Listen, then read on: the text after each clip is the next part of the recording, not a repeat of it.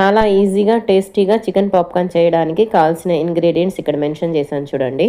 3/4 kg అంటే 750 grams మెత్తటి ఎముక లేని చికెన్ని చిన్న చిన్న ముక్కలుగా కట్ చేసి బాగా కడగండి. ఇప్పుడు ఇందులో 1 tea spoon pepper, salt add చేయండి.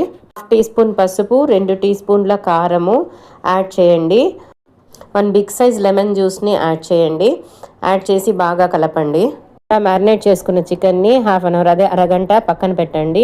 ఇలా చేయడం వల్ల ఏమవుతుందంటే చికెన్ మెత్తగా సాఫ్ట్గా ఉడుకుతుందండి, లేదంటే రబ్బర్లా ఉంటుంది. సో హాఫ్ అన్ అవర్ తర్వాత చికెన్ని తీసుకొని అందులో 2 టీ స్పూన్స్ అల్లం వెల్లుల్లి paste, 1 tea spoon chicken masala, ఇది ఆప్షనల్.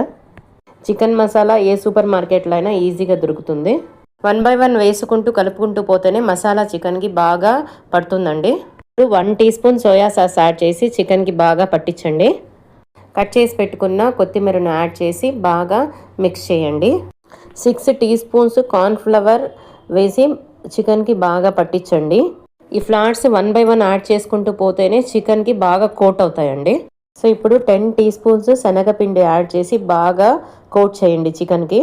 సో శనగపిండి యాడ్ చేయడం వల్ల చికెన్ చాలా టేస్టీగా ఉంటుందండి తినడానికి. అందుకని శనగపిండి యాడ్ చేశాను. మీకు అవసరం లేదంటే స్కిప్ చేయండి. శనగపిండి ప్లేస్లో బియ్యపిండి యాడ్ చేయండి, అది కూడా చాలా టేస్టీగా ఉంటుంది. 10 టీ స్పూన్ మైదా పిండిని యాడ్ చేయండి. ఇది ఆప్షనల్. మీకు మైదా పిండి వద్దనుకుంటే గోధుమ పిండిని కూడా యాడ్ చేయొచ్చు. దీనివల్లే టేస్ట్ ఇంకా బాగా వస్తుంది. ఇప్పుడు దీన్ని బాగా చికెన్కి పట్టించండి, కోట్ చేయండి. సో స్టవ్ వెలిగించి కడాయి వేడెక్కాక అందులో 250 ml ఆయిల్ యాడ్ చేయండి. ఆయిల్ హీట్ ఎక్కాక మీడియం ఫ్లేమ్లో మనం కలుపుకున్న చికెన్ని ముక్కకు గ్యాప్ ఉండేటట్టు కొంచెం దూరంగా ఒక్కొక్క పీస్ని వేసుకుంటూ వెళ్ళండి. సో మీడియం ఫ్లేమ్లోనే ముక్కలను అటు ఇటు తిప్పుతూ ఫ్రై చేయండి. ఎందుకు మీడియం ఫ్లేమ్ అంటే హై ఫ్లేమ్లో అయితే కాలిపోతుందండి. పైన కాలినట్టున్న లోపల అలాగే ఉంటుందండి ఉడకకుండా చికెన్. కాబట్టి లో ఫ్లేమ్లో నెమ్మదిగా ఫ్లిప్ చేసుకుంటూ ఫ్రై చేయండి.